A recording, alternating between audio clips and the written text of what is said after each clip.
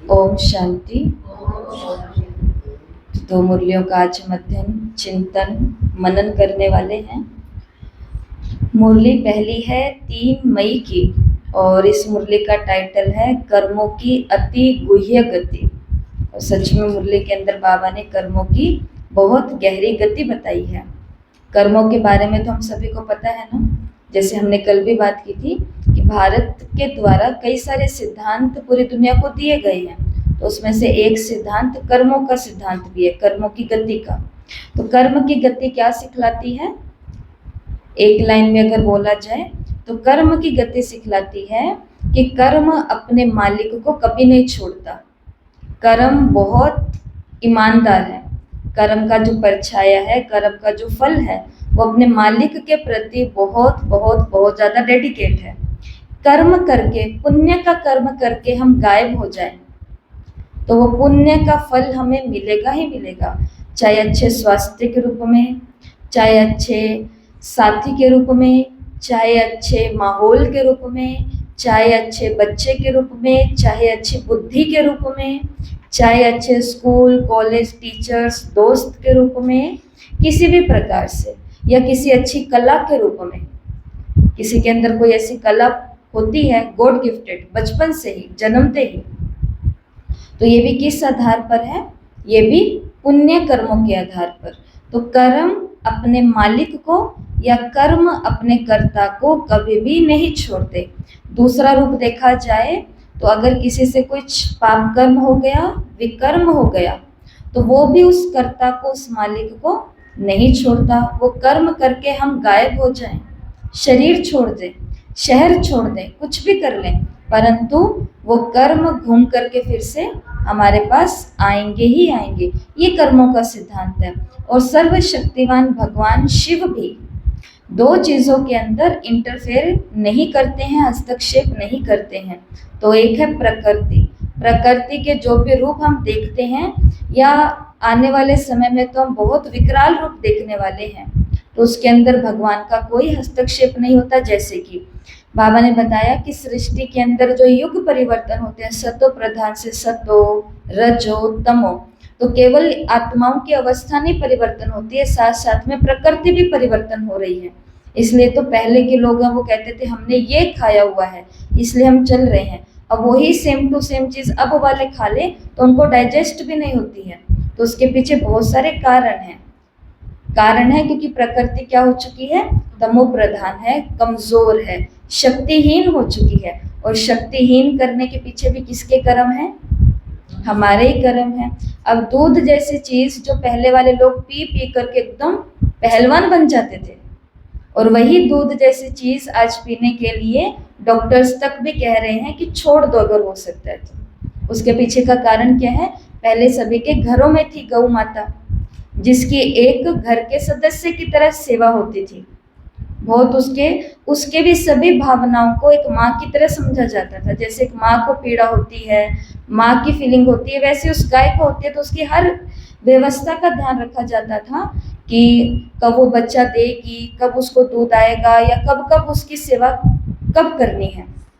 लेकिन अभी का समय क्या हो चुका है? अभी तो सभी चीज़ें कृत्रिम है ना, तो केमिकल्स उसके अंदर डालते हैं, और वही केमिकल फिर दूध के अंदर घुल करके हमारे घरों तक, हम तक पहुंचते हैं। इसके लिए वही चीज़ें आज हमारे लिए खतरनाक भी हो चुकी हैं। सब चीज़ें दूषित हो गई है क्योंकि दूषित आत्मा हुई है ना, दूषित आत्मा हुई है। आत्मा के अंदर भ्रष्टाचार आया तो उसकी पूर्ति करने के लिए वो हाथ पैर कहाँ मारेगा? लालच अंदर आता है, क्राइम फिर बाहर करना पड़ता है। 1-2 नंबर के काम, चोरी, डकैती, झूठ आदि आदि जितनी भी चीज़ें हैं।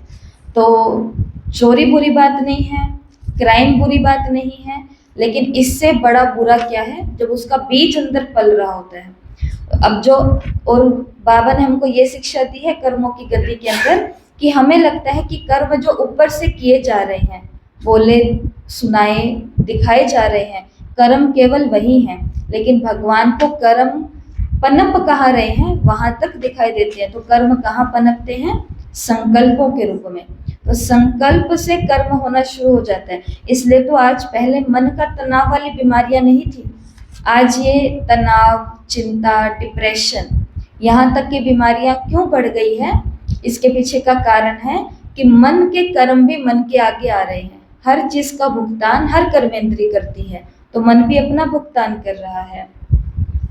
तो इन दो चीजों में भगवान का कोई हाथ नहीं होता है, एक तो प्रकृति और दूसरा हमारे द्वारा किए गए कर्म। कर्म जब हमने किए तो कर्म को भोगेगा भी इंसान ही। संगम पर श्रेष्ठ कर्म किए हैं, तीव्र पुरुषार्थ वाले कर्म किए हैं, ब्रह्मा बाप को फॉलो करने वाले, अनन्य बच्चों को देखने वाले, फॉलो करने वाले हमने कर्म किए हैं, तो ऑटोमेटिक सत्य के प्रारब्ध से कोई हमें दूर कर सकता है? वो फल भगवान भी चाह ले तो भी हमसे दूर नहीं हो सकता। इसलिए भगवान इन दो कामों में नहीं आते हैं बीच में। तो आज बाबा ने क्या देखी है बच्चों की? एक वंडरफुल और वैरायटी लीला देखी है, जिसको बाबा ने कहा कि अभी तक भगवान के लिए बोलते हैं कि हे प्रभु आपकी लीला अपरंपार है, ऐसे कहते हैं, हे प्रभु तेरी लीला अपरंपार है। और अब संगम पर बाप कहते हैं बच्चों की लीला बहुत वंडरफुल और वैरायटी लीला है। और क्या क्या लीलाएं देखते हैं बाबा? बाबा ने कहा जैसे कभी किसी आत्मा के या किसी भी विकारों के वशीभूत आत्मा, परवश आत्मा, बेहोश आत्मा क्या कहती है, क्या करती है, कुछ समझ नहीं सकते। ऐसे बाबा ने कहा ब्राह्मणों की लीला होती है कि क्या क्या कहते रहते और क्या क्या करते रहते, बाबा को भी समझ नहीं आता। बच्चे बाबा को बोलते कि बाबा बस लास्ट चांस मुझे दो, आज मुझसे ही गलती हो गई, कल से मैं रोज ये पुरुषार्थ करूंगी। तो बाबा क्या लीला देखते हैं? वंडरफुल मेरा बच्चा कि गिरा लेकिन ये तो फिर से खड़ा हो गया, लेकिन जैसे ही उस वायदे से 1 मिनट बाद बाहर निकला, इतने में बाबा उसकी कौन सी लीला देखते हैं? फिर से वो मिल गए, फिर से वहां पहुंच गए, फिर से वो खा लिया, फिर से वो पहन लिया, फिर से वो देख लिया, फिर से सब हो गया। इसके लिए काम हमें कहाँ करना होता है? जहां पर कमजोरी है। जैसे अगर किसी को लगता है कि मेरा पूरा दिन बहुत अच्छा जाता है, लेकिन जैसे रात को सोने के लिए जाते हैं तो मेरा तो व्यर्थ चलना शुरू हो जाता है, तो काम अब दिन पर नहीं करना, काम किस पर करना है? रात पर करना है। कि बिस्तर जब पता चल गया कि खतरा यहीं पर ही है, यहीं पर ही टीवी देखने का मन है, यहीं पर ही मोबाइल देखने का मन है, यहीं पर ही बातें करने का मन है, यहीं पर ही पूरे दिन की इंफॉर्मेशन को 12-12, 1-1 बजे तक जाग करके शेयर करने का और उसके गहराई में जाने का हो रहा है। तो उससे पहले जब खुद को पहचान लिया तो उसके लिए प्रबंध पहले रचने पड़ेंगे। तो पहला प्रबंध क्या रचेंगे? ये जस्ट आपको एक उदाहरण दिया, ऐसे बहुत सारे उदाहरण है कि हम कहाँ कहाँ कमजोर पड़ते हैं। तो क्या प्रबंध रचेंगे? मुरली पढ़ लेंगे और क्लासेस सुन लेंगे, और मन ही नहीं करता मुरली पढ़ने का, क्लास सुनने का मन ही नहीं करता, बाबा से बात करने का, तो नाचेंगे। घर वाले डर गए तो कि रात में इनको क्या हो गया, तो फिर क्या करना होता है? तो बिल्कुल आपने सही बोला, अपने मन को, कहते हैं मन को मारना नहीं है, मन को सुधारना है। अपने मन के साथ बातें करनी है। सीधा क्लास लगा करके छोड़ देंगे तो कुछ उधर चल रहा होगा और कुछ इधर चल रहा होगा, और कब क्लास बंद होगी और कब हम फिर से उसी दुनिया में जाने वाले हैं जहाँ से निकलने की कोशिश कर रहे थे। तो उसके लिए एक ही हथियार है, और वो बाबा ने मुरली में बताया, वो है स्वमान का अभ्यास। या फिर ब्राह्मणों को बहुत सारी प्राप्तियां मिलती है बच्चों को, वो प्राप्तियों को याद करना, कुछ ना कुछ तो अपने साथ करना है। जैसे आपने बोला वाणी पढ़ना, आपने कहा किताबें पढ़ना, आपने कहा क्लासेस सुनना, स्वमान का अभ्यास करना, माला ही लेकर के बैठ जाना। माला तो सबके घर होगी ना, वो स्थूल माला, तुलसी के मोती वाली, तुलसी वाली माला, तो वो ही भले लेकर के बैठ जाओ, कुछ भी करो, कुछ भी प्रबंध रचो, लेकिन जहां पर मेरे को लग रहा है कि दिन बहुत अच्छा है, रात को मैं व्यर्थ में जाती हूँ, या उनके या मेरा सब कुछ बहुत अच्छा है, लेकिन जैसे ही वो मुझे मिलते हैं इतने में मेरा तो व्यर्थ शुरू हो जाता है, फिर मेरे से कुछ ना कुछ बोला जाता है। तो जैसे उस आत्मा को देखो, पहले तो अमृत वेले उसको सकाश देना शुरू कर दो। बहुत महान आत्मा है, बहुत पवित्र आत्मा है, बहुत श्रेष्ठ आत्मा है।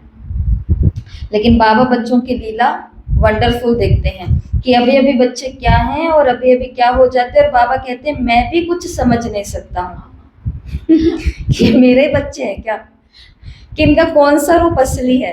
ऐसा होता है ना। हाँ, जैसे छोटे बच्चे भी होते हैं, अभी अभी कह रहे होते नहीं मम्मी अब से मैं ये नहीं करूंगा, नहीं करूंगा, नहीं करूंगा, please mamma, please mamma, please mamma. और थोड़ी देर के बाद वो क्या कर रहा होता है, फिर मम्मी उसका कान, तूने तो भी कहा था ना कि नहीं करेगा, नहीं करेगा। वो चीजें फिर भी ठीक है, चल जाती हैं। लेकिन इतने बड़े बड़े बच्चे अगर कुछ करेंगे तो पूरी संस्था हिलती है ना हमारे कुछ काम करने से, हमें व्यर्थ में देखने से कितने सारे लोगों के अंदर छाप पड़ जाती है। हाँ, इसका मतलब ये नहीं कि हम हर एक के आंखों को भाएंगे ही, ऐसा भी नहीं है। सभी के लिए हम 100% कभी हो नहीं सकते, क्योंकि हम है ही नहीं 100%। कोई ना कोई कमी तो हमारे अंदर रहेगी, तो हमें भी स्वीकार करने और औरों को भी बता देना भाई है हमारे अंदर ये कमी, हम मेहनत कर रहे हैं। लेकिन फिर भी जानबूझ करके हमसे कोई ऐसी लीलाएं ना हो जो बाबा भी कंफ्यूज हो जाएं, ये सोच सोच के कि मेरा बच्चा है आखिर क्या।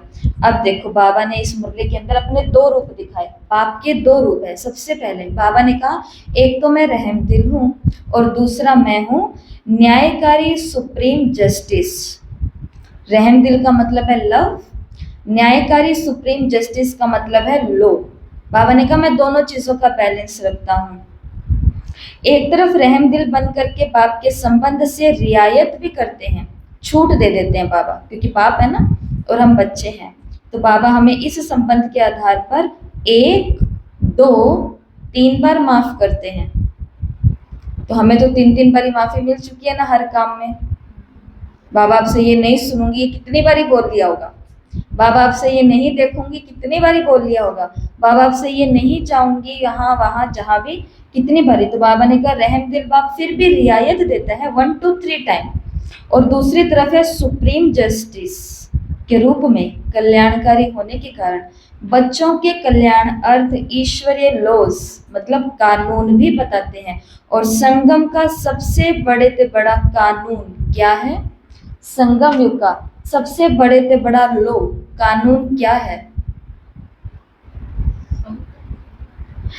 तो बाबा ने सबसे बड़ा कानून बताया कि आपको एक करना होता है और उसके रिटर्न में आपको कितना मिलता है? पदम मिलता है। ये कानून है। अब इस कानून को चाहे व्यर्थ कार्य की तरफ जाएंगे तो भी एक का कितना होगा? पदम। मतलब 100 मान करके चलो, पदम तो हम गिनती नहीं कर सकते, 100 तो गिनती कर सकते हैं ना, 10 तो गिनती कर सकते हैं। हमने एक किसी बात के अंदर हाँ भर दी, अब हमारी 10 बातों में हाँ दुनिया भरेगी, इतना तो होगा हमारे साथ। हमने किसी एक आत्मा को बदनाम किया, 10 आत्माएं हमें बदनाम करने के लिए खड़ी हो जाएंगी। हमने एक आत्मा को उसके अधिकार से दूर रखा, 10 आत्माएं हमसे अपना अधिकार छीनेंगी। ऐसी चीज है, समझ रहे हैं? लेकिन ये 10 की बात नहीं है, ये पद्मों की बात है। और दूसरी तरफ अगर हमने एक अच्छा काम किया, सिर्फ एक आत्मा को हमने बाबा का परिचय दिया, तो उस एक आत्मा के पीछे 10 आत्माएं खड़ी हो जाएंगी भगवान के नजदीक आने के लिए। बाबा ने कहा ड्रामा प्लान अनुसार एक का लाख गुणा प्राप्ति है। कितनी प्राप्ति है? लाख। एक का कितना होगा? लाख। प्राप्ति भी है और फिर पश्चाताप भी है, भोगना भी है। और ये ऑटोमेटिक लॉ चलता है, बाबा को स्थूल रीति से कुछ करना नहीं पड़ता है, ऑटोमेटिक ये रोल चलता है। लो बाप को स्थूल रीति, रस्म रिवाज की रीति माफी कहना या करना नहीं पड़ता कि हमने ये कर्म कर लिया, इस कर्म की ये सजा है तुम्हारे लिए। लेकिन ये ऑटोमेटिक मशीनरी, ये ईश्वरीय यंत्र है, जिस मशीनरी को कई बच्चे तो जान भी नहीं सकते हैं। इसलिए कहा गया है इसे कर्मों की गुह्य गति। तो कर्मों की गुह्य गति क्या है? वास्तव में एक मशीनरी है जो ऑटोमेटिक घूमती है और हमें पता भी नहीं चलता कि किस जन्म का हमारे सामने आकर के हिसाब किताब खड़ा हो गया है। ब्राह्मणों को किन किन चीजों की प्राप्तियां हुई है बच्चों को? तो इस मुरली में बाबा ने बताया, बाप को जान लिया, ये है पहली प्राप्ति, जान लिया। बाप को पा लिया, दूसरी प्राप्ति। वर्षा भी पा लिया, तीसरी प्राप्ति। चौथी प्राप्ति है ब्राह्मण परिवार के अंदर ब्राह्मण भी स्वयं को मान लिया कि अब मैं कौन हूँ, मैं हिंदू हूँ, मैं मुस्लिम हूँ, मैं जैन हूँ, मैं सिख हूँ, मैं ईसाई हूँ, मैं जाट हूँ, मैं ब्राह्मण हूँ, मैं बाणिया हूँ, वो वाला। या फिर क्या मान लिया हमने कि मैं क्या हूँ, बीके हूँ, मैं ब्राह्मण हूँ, मैं ब्रह्मा कुमार और ब्रह्मा कुमारी हूँ, मान लिया सभी ने। ये है चौथी प्राप्ति। अगली प्राप्ति है ये कि ब्रह्मा कुमार ब्रह्मा कुमारी का टाइटल भी लग गया, ये बैच लगा लिया, बाबा मिलन किया और टाइटल मिल गया। फिर अगली प्राप्ति क्या हुई इस ब्राह्मण जीवन में कि ईश्वरीय सेवा के अर्थ निमित्त भी बन गए हम। सेवा की जिम्मेवारियां भी, कल तक हम देख रहे थे कि अच्छा ये यहाँ के सेवाधारी हैं, ये करते हैं सारी सेवा, और जाते जाते समय हमें भी नहीं पता चला कि सेवाधारी की लिस्ट में हम कब आ गए कि अच्छा हम भी यहाँ का एक हैंड है, इम्पोर्टेंट। तो ये है अगली प्राप्ति कि ईश्वर की सेवा के अर्थ हम निमित्त बन जाएं। अगली प्राप्ति है संगम युग की, सहज राजयोगी भी कहलाए। बैठे और योग लग गया, ऐसा ही होता है ना आजकल हमारे साथ, बैठते हैं बाबा को देखते हैं और योग लग जाता है, बैठते हैं और वतन में पहुंच जाते हैं, मधुबन पहुंच जाते हैं, धाम पहुंच जाते हैं। सहज राजयोगी भी कहलाए। अगली प्राप्ति बाबा ने मुरली में बताई कि प्राप्ति के अनुभव भी करने लग गए। योग लगाया और मेरा ये काम हो गया, मैंने भोग लगवाया और मेरा ये सिद्ध हो गया, मैंने उसके लिए दुआ करवाई, योग करवाया और उनकी बीमारी ठीक हो गई। प्राप्तियां भी करते हैं कि मैं बाबा के ज्ञान में आई थी जब मेरे पास कुछ भी नहीं था और आज मेरे पास ये सब कुछ कैसे आ रहा है।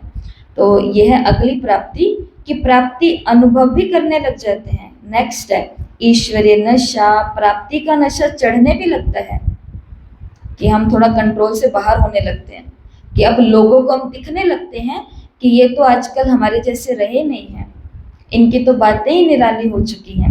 ईश्वरीय नशा चढ़ने लगता है। और क्या प्राप्ति होती है हमें, प्रारब्ध का निशाना भी दिखाई देने लगता है कि अब मुझे ऐसा बनना है। वो था ना उस दिन मुरली के अंदर जो हमने देखा था, क्या पॉइंट देखा था, ब्राह्मणों के जीवन के अंदर 7 जीवन थे, तो लास्ट जीवन कौन सा था उसके अंदर कि जब तीव्र पुरुषार्थ करने का, संपूर्ण संपन्न बाप समान बनने का इच्छा अंदर से पैदा हो जाए कि अब मुझे ऐसा कोई काम करना है, तो समझ लो हमारे ब्राह्मण जीवन का 7वां जन्म भी हो चुका है कि अब मेरा निशाना सीधा प्रारब्ध पर है कि अब मुझे प्राप्त क्या करना है इस जीवन से। तो ये बाबा ने ब्राह्मण जीवन की प्राप्तियां बताई है, कौन कौन सी। बाप को जान लिया, पा लिया, और बाप को वर्षा भी अनुभव कर लिया, ब्राह्मण परिवार के अंदर ब्राह्मण भी खुद को मान लिया, बीके का, ब्रह्मा कुमार कुमारी का टाइटल भी ले लिया, ईश्वरीय सेवा के अर्थ निमित्त भी बन गए, सहज राजयोगी बन गए, प्राप्ति का लाइफ के अंदर प्रैक्टिकली अनुभव भी करने लग गए, ईश्वरीय नशा, प्राप्तियों का नशा भी दिखने लग गया, और लास्ट प्रारब्ध की तरफ निशाना भी अनुभव होने लग गया कि ये है मेरा निशाना। मतलब कि जब हम बीके बनते हैं तब तक हमको ये लगता है कि मुझे बस शांति चाहिए। हम बाबा के घरों में क्यों आते हैं, सिर्फ हमको बस शांति चाहिए, इसलिए हम यहाँ आए हैं। धीरे धीरे पता चलता है शांति नहीं, ज्ञान भी चाहिए। फिर धीरे धीरे पता चलता है केवल ज्ञान नहीं, अब मुझे अपने अंदर कोई गुण भी चाहिए। केवल ज्ञानी बनने से थोड़ी ना, हमें पुरुषार्थी बनना है। ध्यान से सुना, ये बात बहुत अच्छी बात है। हमें पुरुषार्थी बनना है, ना केवल, परंतु हमें कौन सा पुरुषार्थी बनना है, तीव्र पुरुषार्थी। लेकिन हमें सिर्फ तीव्र पुरुषार्थी नहीं बनना, क्योंकि तीव्र पुरुषार्थी भी बेरोजगार होते हैं कभी कभी, जो खाली पढ़ ही रहे होते हैं परंतु उसको प्रैक्टिकल लाइफ में कर नहीं रहे होते हैं। तो तीव्र पुरुषार्थी भी रोजगार वाला बनना है कि जो कुछ करके कुछ कमा भी रहा हो। आई समझ में, कि खाली नाम ही ना लेकर के घूम रहा हो, कि सबको दिख रहा हो कि देखो ये एक दिन के अंदर अब कितनी मुरलियां कर रहे हो, 5, 2 टेस्ट की मुरलियां, तो ये मुरलियां और एक साकार मुरली। अब दिख तो सबको रहे ना कि ये लोग 5-5 मुरली कर रहे हैं, तो दिखने में तो क्या हो गए हम, तीव्र पुरुषार्थी। लेकिन तीव्र पुरुषार्थी भी बेरोजगार ना हो, जिसके पास पढ़ने के अलावा कोई काम ही ना हो, प्रैक्टिकल में औरों तक भी हमको ये बातें पहुंचानी है। मुरली की कितनी सारी बातें हैं जो बाबा के जो बाहर के बच्चे हैं, जिनको हम अपनी भाषा में नॉन बीके कहते हैं, जो अभी तक बीके बने नहीं हैं। तो वो सभी के लिए भी बाबा के महावाक्य बहुत उपयोगी है। जैसे कर्मों की गति, ये केवल ब्राह्मणों के लिए है, ये ज्ञान तो सभी के लिए है। तो आज सोचो कि ये वाली मुरली घर वालों तक कैसे पहुंचाऊं। सीधी जाकर के बोलेंगे पता है आज हमारे बाबा ने कहा, वो कहेंगे नहीं सुनना। जब हमें पता है उनको ये शब्द नहीं पसंद आते, तो उसकी जगह कौन से शब्द यूज करने हैं। देखो हमने कहीं सुना किसी से कि भगवान ऐसे बोलता है कि कर्मों की गति ऐसी होती है, मशीन अपने आप घूमती है, भगवान भी इसमें कुछ नहीं कर सकता। भगवान भी हमें सोच करके देखता होगा, सोचता होगा कि ये कितने अलग से ही हैं, विचित्र हैं, वैरायटी है, वंडरफुल है, कि ये समझ ही नहीं आते। बाबा की वाणियों को औरों तक पहुंचाना, ये है रोजगार पुरुषार्थी बनना, कि कोई काम तो कर रहे हैं उससे जुड़ा हुआ ऐसा। तो ये है ब्राह्मणों को और बच्चों को प्राप्तियां होती है संगम पर, प्राप्तियां भी हो गई। लेकिन अब आगे क्या हुआ, प्राप्तियां हो गई, सब कुछ हो गया, अब आगे क्या। तो बाबा ने कहा कि कई अपने में बाप के डायरेक्ट साथ और सहयोग लेने की हिम्मत ना देख, राह पर चलने वाले साथियों को ही पंडा बनाते हैं। अब प्रॉब्लम कहाँ से शुरू होती है, आगे की ये कहानी है। ब्राह्मण बन गए, बीके बन गए, सेवाएं भी करने लग गए, नशे में भी रहने लग गए, सब कुछ अब एकदम छाप लग गई है। अब सब कुछ प्राप्ति अनुभव करने के बाद बाबा के साथ योग किया तो मेरा ये काम हो गया, मेरा ये काम भी हो गया, मेरा ये काम अटका हुआ था तो मेरा ये शुरू के अनुभव होते हैं।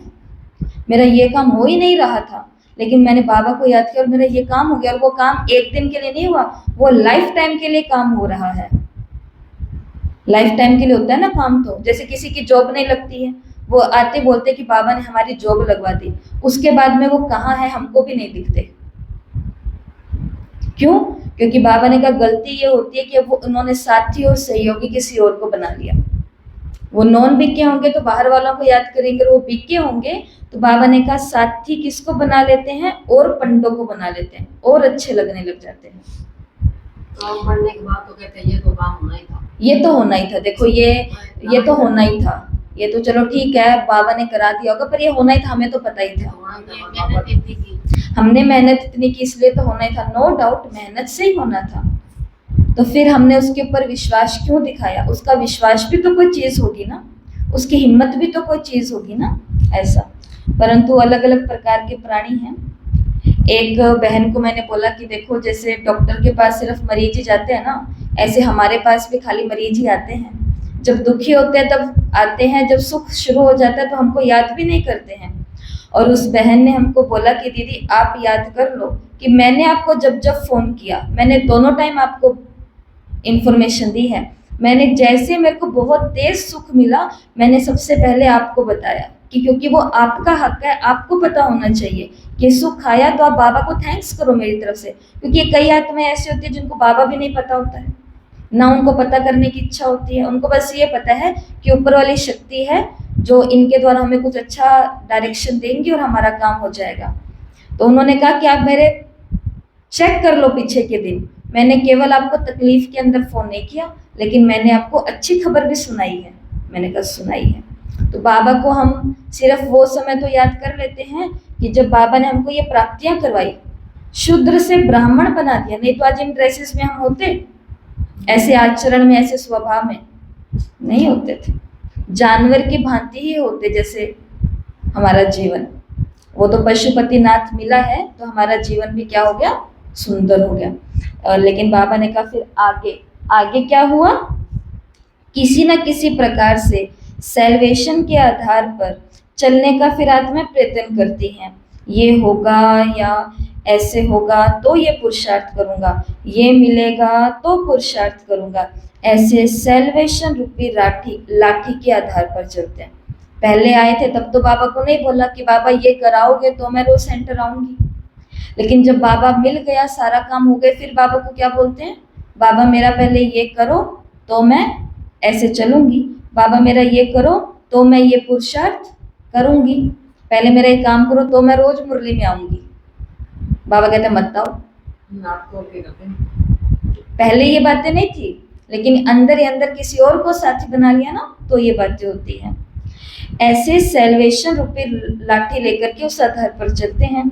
अविनाशी बाप का आधार ना ले, अल्पकाल के आधार बना देते हैं, जो आधार विनाशी हैं और परिवर्तनशील है। ये भी क्या है कि जैसे रहने वाले हैं, बदलेंगे।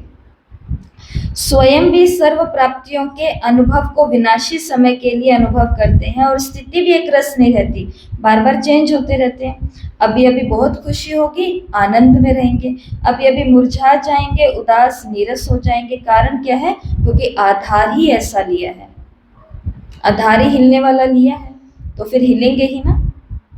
बैठे वो गोल गोल झूले पर झूलने के लिए है, तो गोल गोल तो घूमेंगे ही, माथा तो घूमेगा ही। बाबा ने कहा, कई आत्माएं बहुत अच्छे उल्लास, उमंग और हिम्मत और बाप के सहयोग से बहुत आगे मंजिल के समीप तक पहुंच जाती है। याद है वो वाली बात? वो वाली बात याद है? समीप तक पहुंच जाती है। क्या बोलना चाहती हूँ मैं? समीप तक पहुंच जाती है। ये राहगीर है और ये जा रहा है। ये स्वर्ग का गेट है। ये मतलब एक बहुत योगी इंसान है, आत्मा है। यहाँ तक बस ये पहुंच गया गेट पर द्वारपाल खड़े हैं। हाँ जी, तो वो बताता है ये मेरा वीजा, आइडेंटिटी कार्ड, ये सब कुछ अंदर एंट्री लेनी है, कर्म इतने अच्छे किए हुए हैं। वो गेट खोलने ही लगते हैं, इतने में अब देखो डॉक्यूमेंट चेक होने में तो टाइम लगता है ना। इधर एक और गली जा रही है, पतली सी, ये थोड़ी मोटी है, बड़ी सारी गली है। तो देखते देखते उसका ध्यान उस गली पे चला जाता है कि ये रास्ता कहाँ जा रहा है। क्या बोलते हैं इसको? पगडंडी बोलते हैं ना। ये रास्ता कहाँ जा रहा है? तो बस इतनी सी अंदर में इच्छा पैदा हुई। बाबा ने कहा, समीप तक पहुंच जाती है आत्माएं इस बीके लाइफ में, वहां तक पहुंच जाती हैं, लेकिन 63 जन्मों के हिसाब चुकतो तो यहाँ ही होने ना, वो हिसाब खींच लेता है। फिर एक ऐसी आत्मा आ जाती है इसी ब्राह्मण परिवार में जो हमारा सारा टेंशन अपनी तरफ खींच लेती है। सेवा के लिए भी डाउट क्रिएट हो जाते हैं, यहाँ सेवा करेंगे कुछ मिलेगा तो नहीं, यहाँ दान देंगे कुछ प्राप्ति तो होगी नहीं, पहले वहां करते थे तो कम से कम पंखे पर नाम तो लिखे जाते थे, यहाँ तो नाम और नहीं होगा। ऊपर से बहनों को गलती से कुछ बोल दिया तो इनका एक अलग ही ज्ञान शुरू हो जाएगा, बाबा बाबा बाबा करके। इनके आगे कुछ बोल भी नहीं सकते हैं, आखिर है भी कन्याएं, ऐसी वैसी सब कुछ सोच लेते हैं। ऐसी ऐसी आत्माओं के संग में आ जाते हैं जो हमारे दिमाग में क्या डाल देते हैं? डाउट डाल देते हैं। फिर हमको भी वो चीजें जो उमंग के साथ कर रहे थे, 63 जन्म के हिसाब किताब की आत्मा ले गई सारा उमंग। ये बाबा ने देखा, सारी प्राप्तियां होने के बाद में आत्माओं का ये हाल होता है, ब्राह्मणों का। उनके पिछले संस्कार स्वभाव बाहर ही सदा के लिए समाप्त हो रहे हैं। उस कर्मों की गुह्य गति को ना जानने के कारण फिर घबरा जाते हैं, फिर धीरे धीरे घबराना शुरू होते हैं। और क्या लास्ट तक ये चलेगा? अभी तक भी क्या यही टक्कर करते रहोगे?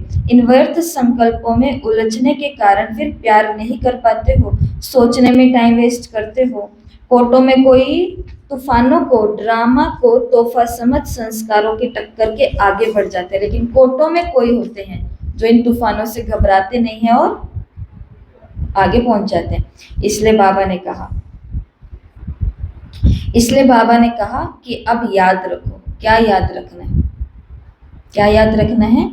कि सच्चे बाप को अपने जीवन की नैया दे दी है तो सत्य के साथ की नाव हिलेगी जरूर, लेकिन डूबेगी नहीं। वो बताते ना, क्राइस्ट अपने 12 शिष्यों के साथ उस बोट में बैठे हुए, बोट में तूफान, नदी में तूफान आ जाता है और नाव बहुत तेज से डामाडोल हो जाती है और सभी के सभी एकदम घबरा जाते, कहते हैं ओ गॉड ओ लॉर्ड, ओ गॉड ओ लॉर्ड, कि हे प्रभु और हे यीशु बचाओ बचाओ ऐसे करके। और यीशु हैं वो तो एकदम ध्यान की मुद्रा में एकदम आंखें बंद करके बैठे हुए हैं, उनको कोई फर्क नहीं पड़ रहा, लेकिन वो रोने भी लग गए, चिल्लाने भी लग गए और सोचने भी लग गए कि किसके साथ हम बैठ गए, हम मरेंगे, हम जाएंगे। इतने में यीशु आंखें खोलते और यीशु को बोलते हैं कि आप कुछ कर क्यों नहीं रहे? और यीशु ऊपर की तरफ अंगुली का इशारा करते हैं और अपनी लैंग्वेज के अंदर बोलते हैं उस पानी को कि शांत हो जाओ, और इतने में वो पानी शांत हो जाता है। फिर उन सभी को राहत की सांस आती है कि चलो सब ठीक हो गया। लेकिन वहां पर उनको फर्स्ट उपदेश क्या मिलता है? कि तुम घबराई क्यों, जब तुम्हें पता था कि भगवान का बच्चा तुम्हारी नाव में बैठा हुआ है, तो क्या ये नाव डूब सकती है?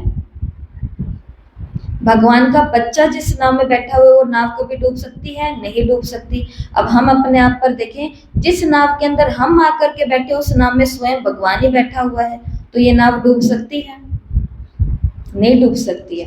तो बाबा ने कहा लेकिन हिलेगी जरूर, मनोरंजन तो करवाएगा ना सारे, ताकि हम भी बोर ना हो जाएं। तो इसलिए बाबा ने कहा हिलेगी जरूर। बाप को जिम्मेवारी दे करके वापस क्यों ले लेते हो? मैं चल सकूंगा, मैं, ये बाबा ने कहा ये मैं कहाँ से आई? मैंपन मिटाना अर्थात बाप का बनना। तो यही गलती करते हो और इस गलती करने से फिर परेशान हो जाते हो।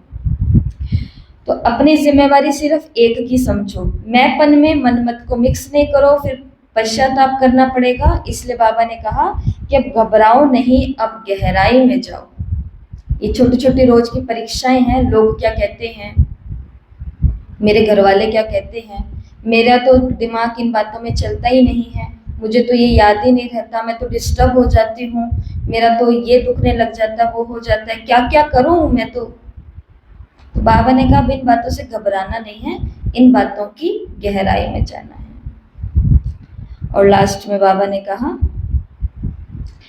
अभी अंतिम समय है और कर्मों के गति की जो ये मशीनरी है अब और तेज होने वाली है। दिख रही है ना सबको?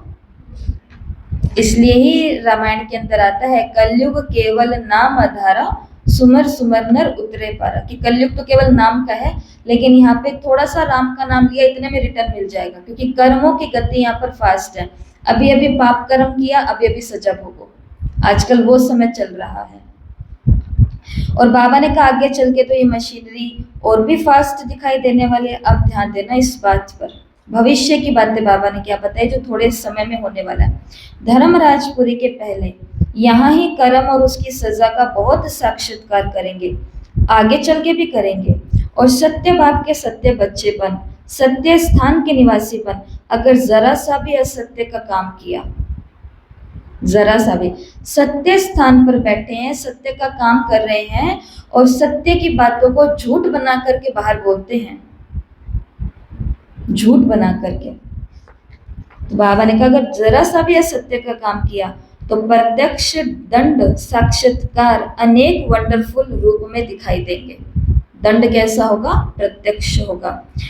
और प्रत्यक्ष फल दंड क्या होगा कि ब्राह्मण परिवार में या ब्राह्मणों की भूमि पर उनके पांव नहीं ठहर सकेंगे, आ ही नहीं सकेंगे वो स्थान पर जिस स्थान के लिए उन्होंने असत्य किया है।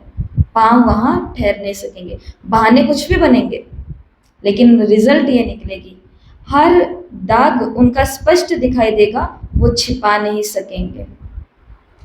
अपने आप ही सजा के भागी बनवाएंगे खुद को। स्वयं अपनी गलती के कारण अपना मन उलझा हुआ रहेगा, टिका हुआ नहीं रहेगा।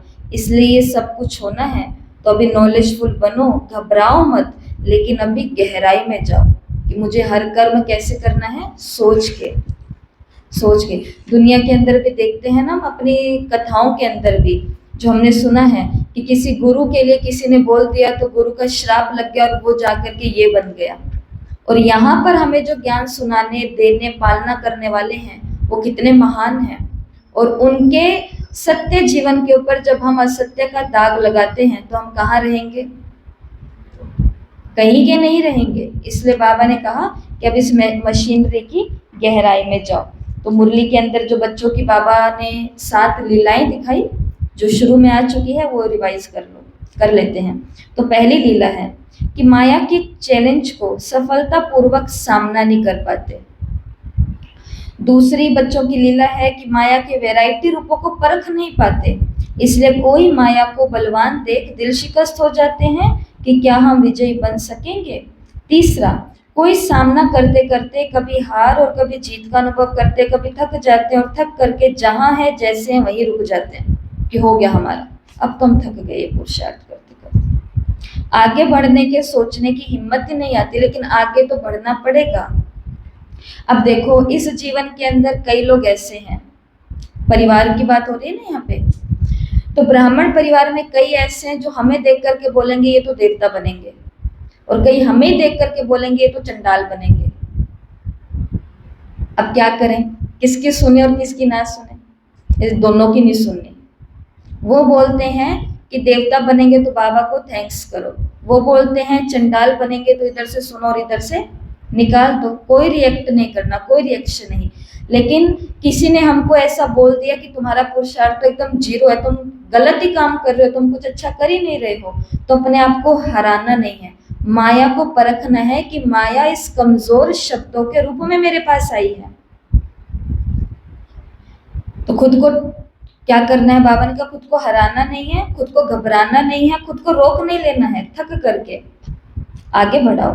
तो ये भी एक बाबा लीला देखते हैं कि माया को परख ही नहीं पाते। चौथी लीला, कई अपने में और बाप के डायरेक्ट साथ और सहयोग लेने में हिम्मत नहीं रखते, राह पर चलने वाले साथियों को ही अपना पंडा बना लेते हैं।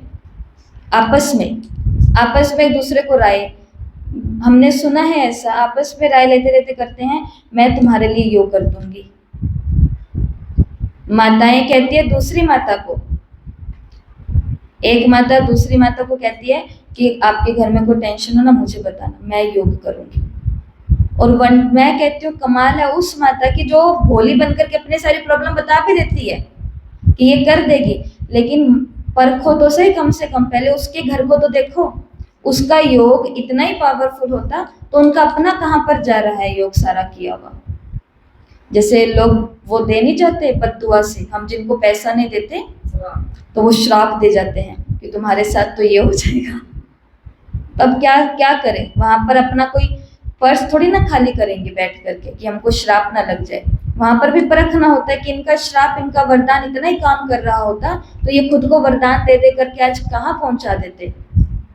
तो परखो, इसलिए बाबा ने कहा कई हैं इनको ही पंडा बना लेते हैं। फिर आगे हम सुन चुके हैं, अगली लीला हम बच्चे क्या करते हैं कि व्यक्तियों के सहारे के साथ साथ किसी न किसी प्रकार के सेल्वेशन के आधार पर चलते हैं। सेल्वेशन बाबा किसको बोलते हैं? वैसे सेल्वेशन का इंग्लिश में मतलब होता है मुक्ति, मोक्ष, छुटकारा, लेकिन बाबा की बातें अलग है ना। तो बाबा के हिसाब से सेल्वेशन का मतलब है सुख सुविधाएं। तो बाबा ने कहा कि बच्चे इनका आधार ले लेते हैं कि मेरा ये हो जाएगा तो मैं पुरुषार्थ करूंगा, मेरा ये हो जाएगा तो पुरुषार्थ करूंगा। अगला जो हमने सुन चुका है, सुन लिया है कि हिम्मत उल्लास बाप के सहयोग के समीप पहुंच जाते हैं, लेकिन 63 जन्मों का हिसाब चुक दो तो यही होना है ना। और लास्ट कि तूफानों को तोहफा ना समझ करके, साक्षी ना होकर के घबरा जाते हैं, इसलिए पहुंचते नहीं है। तो ये हमारी अलग अलग लीलाएं हैं। इस मुरली को सभी को कम से कम 2-3 बारी तो बार बार पढ़ना ही पढ़ना है, अगर आप चाहो तो। मोबाइल के अंदर सबको मुरली पहुंच गई है और व्हाट्सएप ग्रुप के अंदर भी पहुंच जाएगी। तो ये है पहली मुरली। ये क्या है? अच्छा, ये है पहली मुरली। अगली मुरली है 5-5-77 की।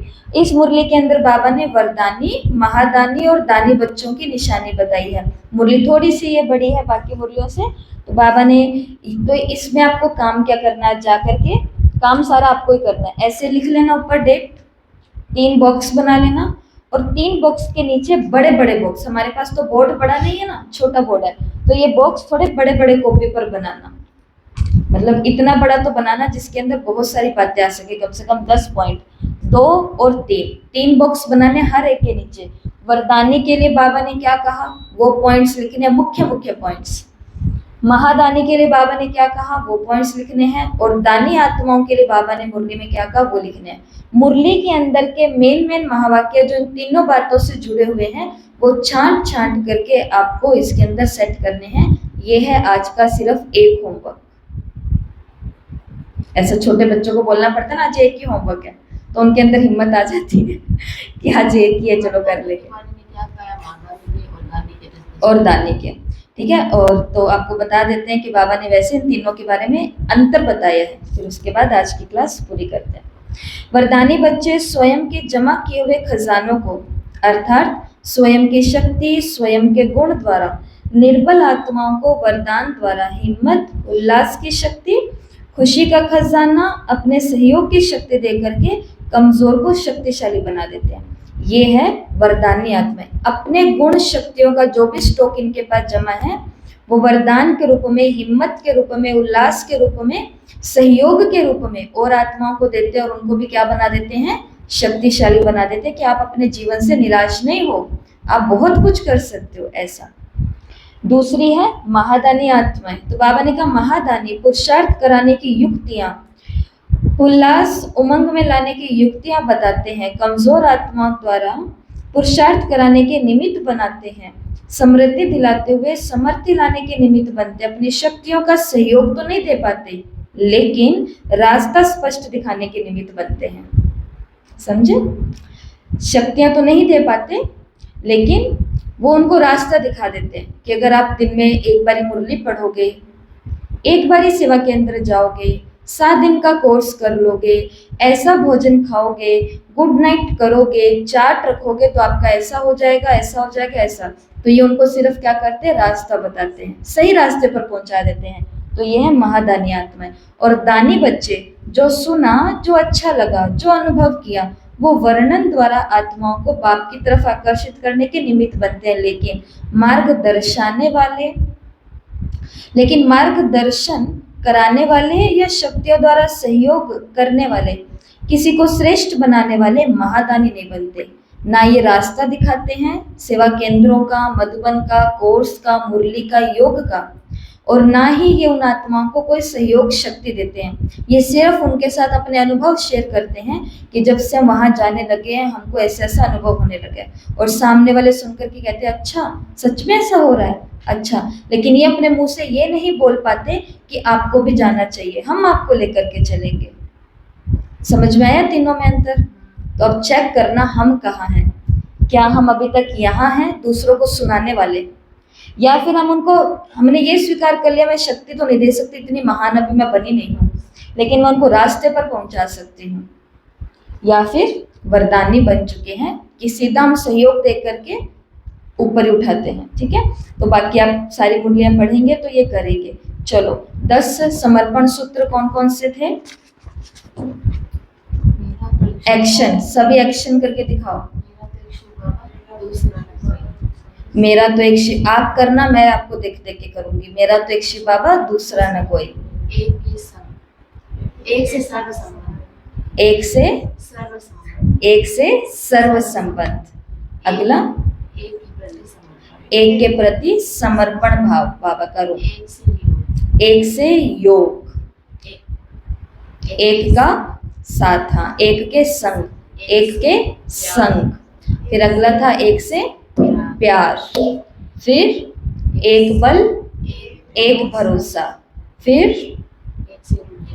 एक से रू रिहान, एक से रू रिहान, और फिर एक के साथ सर्व सेवा या सर्व कर्तव्य, एक के साथ सर्व सेवा या सर्व कर्तव्य। और लास्ट क्या था? मेरा तो एक शिव बाबा, दूसरा। ये तो सबसे पहला था। लास्ट था एक ही सब, एक में ही सब कुछ। एक ही सब और एक में ही सब कुछ। तो ये थे 10 समर्पण सूत्र जो सबको याद रहने ही चाहिए। ओके, जिन 2 मुरलियों का टेस्ट होगा आज,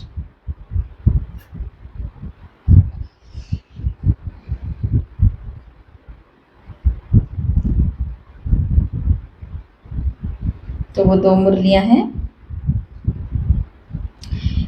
1 फरवरी और 3 फरवरी। तो 1 फरवरी और 3 फरवरी 79 की मुरली। ठीक है, इन 2 मुरलियों का टेस्ट। ओम शांति।